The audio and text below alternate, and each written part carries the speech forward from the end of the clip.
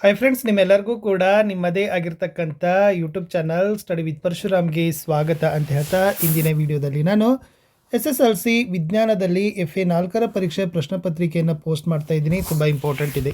ಇದಕ್ಕಿಂತ ಮುಂಚೆ ನಾನು ಕನ್ನಡ, ಹಿಂದಿಯಲ್ಲಿ ಮತ್ತು ಸಮಾಜ ವಿಜ್ಞಾನದಲ್ಲಿ ಪೋಸ್ಟ್ ಮಾಡಿದ್ದೆ, ಅದನ್ನು ಕೂಡ ತಾವು ನೋಡ್ಬೋದು. ಇನ್ನು ಗಣಿತ ಮತ್ತು ವಿಜ್ಞಾನ ಇಂಗ್ಲೀಷ್ನು ಕೂಡ ಬೇಗನೆ ಪೋಸ್ಟ್ ಮಾಡ್ತೀನಿ ಅಂತ ಹೇಳ್ತಾ ವಿಡಿಯೋನ ಶುರು ಮಾಡ್ತೀನಿ. ನಿಮ್ಮ ಎಲ್ಲ SSLC ಮಾಡೆಲ್ ಕ್ವಶನ್ ಪೇಪರ್ಗಳನ್ನ, ಪಾಸಿಂಗ್ ಪ್ಯಾಕೇಜ್ಗಳ ಎಲ್ಲವುಗಳು ಕೂಡ SSLC 2026 model question paper key answer ಅಂತಲೇ ಒಂದು ಪ್ಲೇಲಿಸ್ಟ್ ಲಿಂಕ್ ಇದೆ. ಇದನ್ನು ಮಿಸ್ ಮಾಡದೆ ನೋಡಿ. ಸೊ ಅದರಲ್ಲಿ model question paper key answer ಜೊತೆಗೆ ಪ್ರತಿ ವಿಷಯದಲ್ಲಿ 40 ಮಾರ್ಕ್ಸಿಗೆ ಬರ್ತಕ್ಕಂಥ ಪಾಸಿಂಗ್ ಪ್ಯಾಕೇಜ್ಗಳನ್ನು ಪೋಸ್ಟ್ ಮಾಡ್ತಾ ಇದ್ದೀವಿ. ಸೊ ಅವುಗಳನ್ನು ತಪ್ಪದೇ ನೋಡಿದ್ರೆ ಖಂಡಿತ ಅಂಕಗಳನ್ನು ಗಳಿಸ್ತೀರಿ ಅಂತ ಹೇಳ್ತಾ ಈ ವಿಡಿಯೋವನ್ನು ಶುರು ಮಾಡ್ತೀನಿ. ಫಸ್ಟ್ ಒನ್, ಕಾರ್ಬನ್ ಇತರೆ ಕಾರ್ಬನ್ ಪರಮಾಣುಗಳೊಂದಿಗೆ ಬಂಧಗಳನ್ನು ಏರ್ಪಡಿಸಿಕೊಂಡು ಬೃಹತ್ ಅಣುಗಳನ್ನು ಜೋಡಿಸ್ತದೆ. ಹಾಗಾದರೆ ಕಾರ್ಬನ್ನ ಈ ಗುಣಕ್ಕೆ ಏನಂತ ಕರಿತೀರಿ?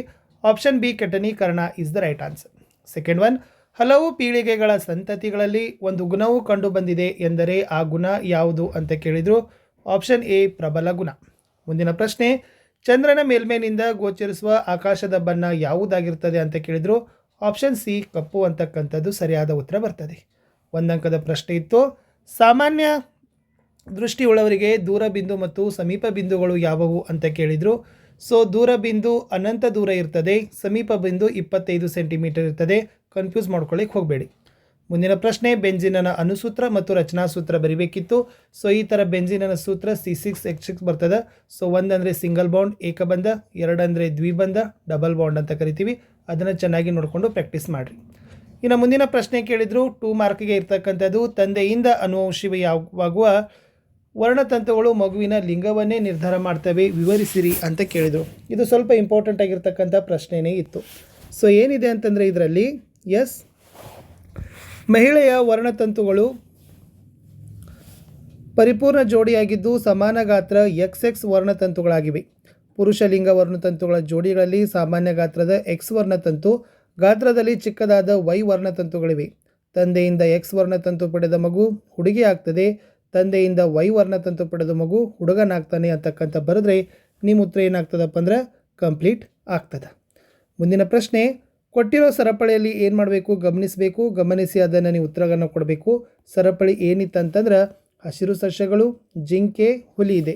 ಈ ಪ್ರಶ್ನೆ ನೋಡಿ, ಹುಲಿಗೆ 700 ಕಿಲೋಜೌಲ್ ಶಕ್ತಿ ಲಭ್ಯವಾದರೆ ಹಸಿರು ಸಸ್ಯಗಳು ಹೊಂದಿರುವ ಶಕ್ತಿಯ ಪ್ರಮಾಣ ಎಷ್ಟು? ಸೊ 7000 ಕಿಲೋಜೌಲ್ ಅನ್ನೋದು ಆನ್ಸರ್ ಇತ್ತು. ಸೆಕೆಂಡ್ ಒನ್, ಯಾವ ಪೋಷಣಾಸ್ತರದ ಜೀವಿಯಲ್ಲಿ ಹಾನಿಕಾರಕ ರಾಸಾಯನಿಕ ಸಂಗ್ರಹ ಗರಿಷ್ಠವಾಗಿದೆ ಅಂತ ಕೇಳಿದ್ದಾರೆ.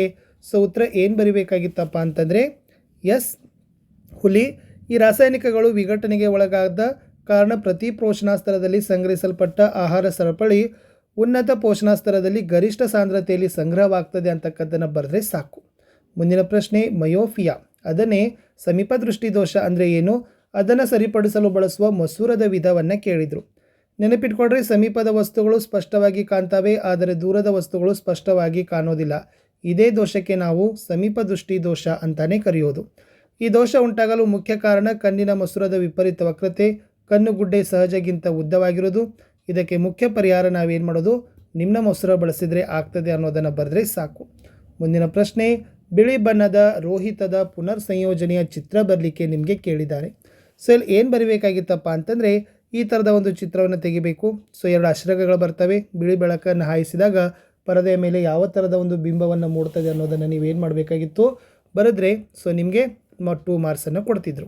ಮುಂದಿನ ಪ್ರಶ್ನೆ, 3 ಅಂಕಕ್ಕೆ ಚಕ್ಕರ್ ಬೋರ್ಡನ್ನು ತೆಗಿಬೇಕು. ಇದನ್ನು ನೀವು ಪ್ರಾಕ್ಟೀಸ್ ಮಾಡಲೇಬೇಕು. ಶುದ್ಧ ಗಿಡ್ಡ ಸ್ಮಾಲ್ ಟಿ ಬಟಾಣಿ ಸಸ್ಯವನ್ನು ಶುದ್ಧ ಎತ್ತರದ ಬಟಾಣಿ ಸಸ್ಯದೊಂದಿಗೆ ಕ್ಯಾಪಿಟಲ್ ಟಿ ಸಂಕಲನ ಮಾಡಿದ್ದೀವಿ. ಹಾಗಾದರೆ ಏಕತಳೀಕರಣದ F2 ಪೀಳಿಗೆಯಲ್ಲಿ ದೊರೆಯುವ ಫಲಿತಾಂಶವನ್ನು ಈ ಚಕ್ಕರ್ ಬೋರ್ಡ್ ಸಹಾಯದಿಂದ ಬರೀರಿ. ಸಸ್ಯಗಳ ವಿಧಗಳ ಅನುಪಾತವನ್ನು ಬರೀರಿ ಅಂತ ಕೇಳಿದರು. ಸೊ ಎತ್ತರ ಬರಿಬೇಕು, ಗಿಡ್ಡ ಬರಿಬೇಕು, ಪರಕೀಯ ಪರಾಗಸ್ಪರ್ಶ, ಲಿಂಗಾಣುಗಳು ಟಿ. F1 ತಳಿ ಪೀಳಿಗೆ ಬರ್ತದೆ, F2 ತಳಿ ಪೀಳಿಗೆ. ಪರಾಗಸ್ಪರ್ಶ ನೋಡಿ, ವ್ಯಕ್ತ ಅನುಪಾತ ಎತ್ತರ 3:1 ಗಿಡ್ಡ ಇದೆ. ಜೀನ್ ರೂಪದ ಅನುಪಾತ 3:2:1 ಅಂತ ಬರೆದ್ರೆ ಸೊ ನಿಮ್ದು ಏನಾಗ್ತದಪ್ಪ ಅಂದ್ರೆ ಉತ್ತರ ಕಂಪ್ಲೀಟ್ ಆಗ್ತದೆ. ಇನ್ನೊಂದು ಪ್ರಶ್ನೆ ಕೇಳಿದ್ದಾರೆ, ಪರ್ಯಾಪ್ತ ಸಂಯುಕ್ತ ಮತ್ತು ಅಪರ್ಯಾಪ್ತ ಸಂಯುಕ್ತದ ನಡುವಿನ ವ್ಯತ್ಯಾಸ ಅಂತ ನಿಮಗೆ ಕೇಳಿತ್ತು. ಸೊ ಪರ್ಯಾಪ್ತ ಸಂಯುಕ್ತಗಳಲ್ಲಿ ಯಾವತ್ತೂ ಕೂಡ ಏಕಬಂಧನೆ ಇರ್ತದೆ, ಬಟ್ ಅಪರ್ಯಾಪ್ತದಲ್ಲಿ ದ್ವಿಬಂಧ ಅಥವಾ ತ್ರಿಬಂಧ ಇರ್ತದೆ. ಇದು ಒಂದಾಯಿತು. ಇನ್ನು ಪರ್ಯಾಪ್ತ ಸಂಯುಕ್ತ ಅಂದರೆ ಏನು ನೋಡಿ, ಕಾರ್ಬನ್ ಪರಮಾಣುಗಳ ನಡುವೆ ಕೇವಲ ಏಕಬಂಧವಿದ್ದರೆ ಅಂಥ ಕಾರ್ಬನ್ ಸಂಯುಕ್ತವನ್ನು ನಾವು ಪರ್ಯಾಪ್ತ ಸಂಯುಕ್ತಗಳು ಅಂತಲೇ ಕರೆಯೋದು. ಹಾಗಾದ್ರೆ ಕಾರ್ಬನ್ ಸಂಯುಕ್ತಗಳಲ್ಲಿ 2 ಅನುಕ್ರಮ ಕಾರ್ಬನ್ ಪರಮಾಣುಗಳ ನಡುವೆ ದ್ವಿಬಂಧ ಅಥವಾ ತ್ರಿಬಂಧವಿದ್ದರೆ ಆ ಸಂಯುಕ್ತವನ್ನು ನಾವು ಏನಂತೀವಪ್ಪ, ಅಪರ್ಯಾಪ್ತ ಸಂಯುಕ್ತಗಳು ಅಂತಲೇ ಕರೆಯೋದು. ಆಮೇಲೆ ಪರ್ಯಾಪ್ತ ಸಂಯುಕ್ತಗಳು ಹೆಚ್ಚು ಕ್ರಿಯಾಶೀಲ ಇಲ್ಲ, ಬಟ್ ಅಪರ್ಯಾಪ್ತ ಹೆಚ್ಚು ಕ್ರಿಯಾಶೀಲ. ಇನ್ನು ಪರ್ಯಾಪ್ತ ಸಂಯುಕ್ತಗಳ ಆಲ್ಕೇನ್ ಸೂತ್ರ CnH2n+2 ಅದ. ಅಪರ್ಯಾಪ್ತದ ಏನಾಗ್ತದಪ್ಪ ಅಂತಂದರೆ ಆಲ್ಕಿನ್ CnH2n, ಆಲ್ಕೈನ್ CnH2n-2. ಇನ್ನು ಈ ಥರದ್ದು ರಚನಾ ವಿನ್ಯಾಸವನ್ನು ನಿಮಗೆ ಏನು ಮಾಡಿದ್ದಾರೆ ಅಂತಂದರೆ ಮುಂದಿನ ಪ್ರಶ್ನೆಯಲ್ಲಿ ಕೇಳಿದ್ರು.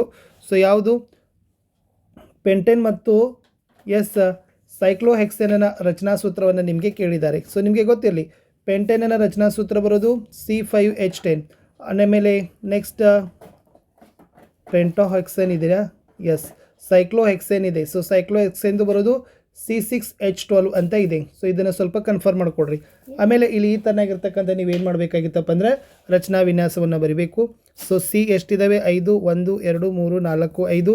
H ಎಷ್ಟಿದ್ದಾವೆ, 10 ಇದ್ದಾವೆ. 1, 2, 3, 4, 5, 6, 7, 10, 11, 12. ಸೊ ಈ ಥರನಾಗಿರ್ತಕ್ಕಂಥದ್ದನ್ನು ಕೊಟ್ಟಿದ್ರು. ಇದನ್ನು ಸ್ವಲ್ಪ ನಿಮ್ಮ ಟೆಕ್ಸ್ಟ್ ಬುಕ್ನಲ್ಲಿ ಕನ್ಫರ್ಮ್ ಮಾಡಿಕೊಡ್ರಿ, ಓಕೆನಾ. ಸೊ ಟೆಕ್ಸ್ಟ್ ಬುಕ್ನಲ್ಲಿ ಎಷ್ಟಿದೆ ಅದನ್ನು ನೋಡಿಕೊಂಡು ಅದನ್ನು ನೀವು ಪ್ರಾಕ್ಟೀಸ್ ಮಾಡಿಕೊಡ್ರಿ. 2 ನೀಟಾಗಿ ಒಂದೊಂದು ಸರಿ ಕಾಫಿ ಮಾಡುವಾಗ ಏನಾಗಿರ್ತದಪ್ಪ ಅಂದರೆ ಏರಾಪೇರಿ ಆಗಿರ್ತದೆ. ಇಷ್ಟೇ ಇತ್ತು ಈ ಕ್ವಶನ್ ಪೇಪರ್ ಅಂತ ಹೇಳ್ತಾ ನಾನು ಸಿಗ್ತೀನಿ ಹೊಸ ವಿಡಿಯೋದಲ್ಲಿ. ಬಾಯ್.